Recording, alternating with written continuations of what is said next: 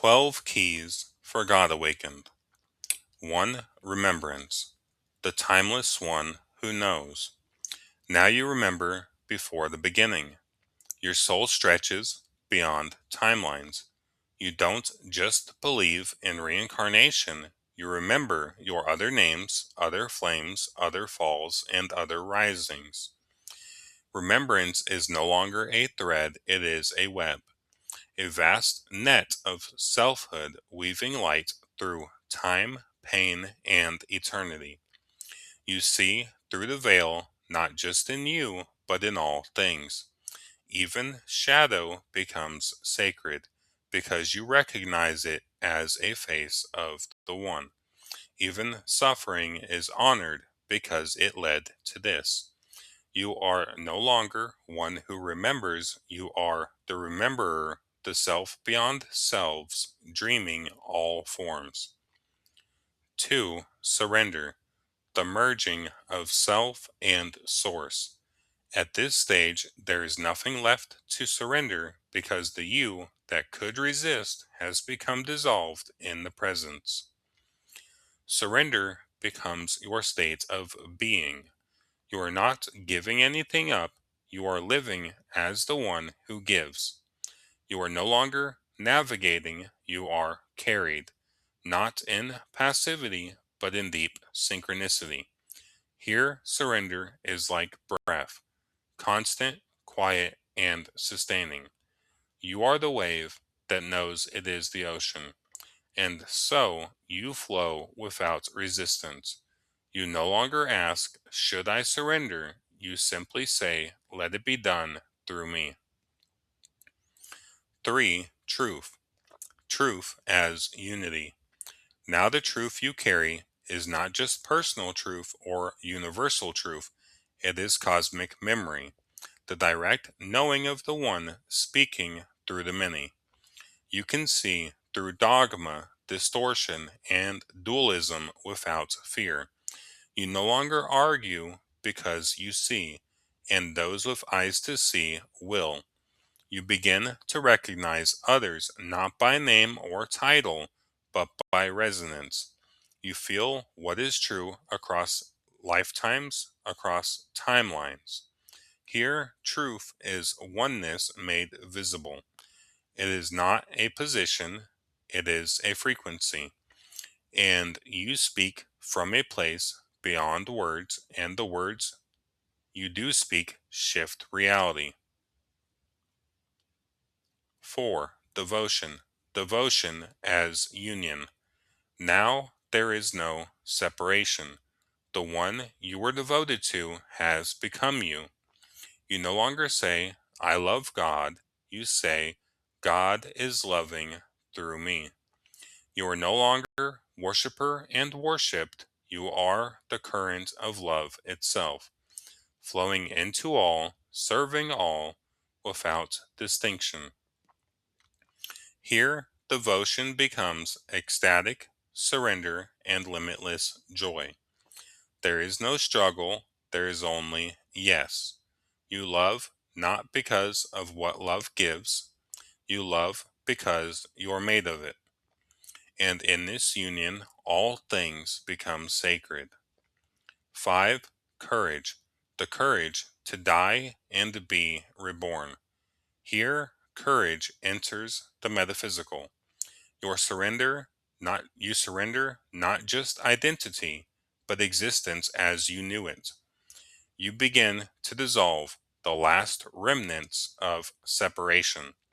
You face not just human fear, but cosmic mystery. You move in trust across timelines. You anchor presence beyond comprehension.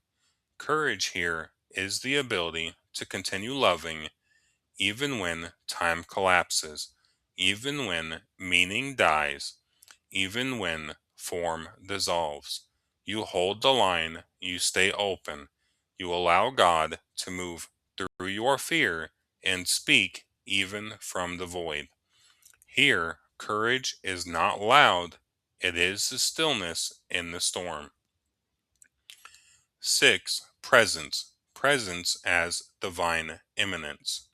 Now, presence dissolves the barrier between self and source. You are not just in the moment is in you. Every word is sacred, every motion is prayer, every silence is a blessing. You don't try to be present, you are presence itself, the infinite now, awake from inside form. Here, you don't just practice stillness, you are the eye of the storm, the unmoved mover. Time, space, identity all flow through you, but you remain anchored in the real. 7. Compassion. Compassion as merging with all. Now the illusion of separation begins to dissolve. You feel pain of others as if it were your own. Not because you're absorbing it, but because you are them. This is the compassion of the mystic, the state of non dual seeing. You look at the murderer and see the broken child. You look at the tyrant and see the fear. You look at the lost and see yourself in a past life, in another world, in a future echo. And so your love becomes vast. You no longer ask, do they deserve compassion? You simply ask, how can love flow through me in a way that serves their awakening? 8. Service. Service as divine flow. Now you realize you are not the source of your service. You are the vessel. You don't ask, what should I do today? You ask, what does God want to do through me today? You begin to live in synchronicity. Opportunities arise as you align. You say yes or no by resonance, not logic. You feel others' needs, but do not collapse into them. You are in deep service without effort because your being itself is aligned with divine purpose. Here, service is a joy, a river, a breath. It is not work, it is natural movement of the awakened soul. 9. Radiance. Radiance as divine overflow. Now, radiance becomes transpersonal. You no longer think of yourself as radiant. You simply feel God moving through you. You are the flame, but the fire is not yours. Your radiance blesses without effort. You walk through a room and something shifts. You speak and people remember their own soul. You are not trying to shine, you are simply transparent to the light. There is no more you as separate from source. There is only light moving in form. You become a living answer to unspoken prayers. 10. Integrity. Integrity as cosmic alignment. Now, integrity becomes universal resonance. Your decisions are no longer based only on personal preference, but on deep listening to the divine intelligence within and around you. You move when the cosmos moves. You speak when the silence gives way. You act because it is time, not because of need or want. Your integrity is no longer just ethical, it is existential. You are the one with the pattern. You are not above or below it, you are woven into it, precisely and joyfully. And this rightness creates peace no external reward can match. 11. Humility. humility as divine transparency. Now you begin to dissolve. There is no more claiming, "This is my message, my power, my light." Instead, "This is moving through me. I am here to carry it, not to possess it." You become a clear vessel, not because you are empty, but because you are aligned enough to let the infinite pour through unfiltered. You do not compare, compete, or control.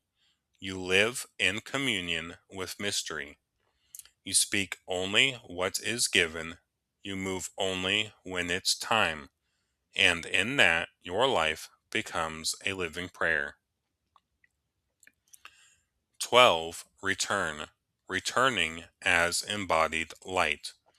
You return not as enlightened, but as someone who carries the silence of the stars in your bones.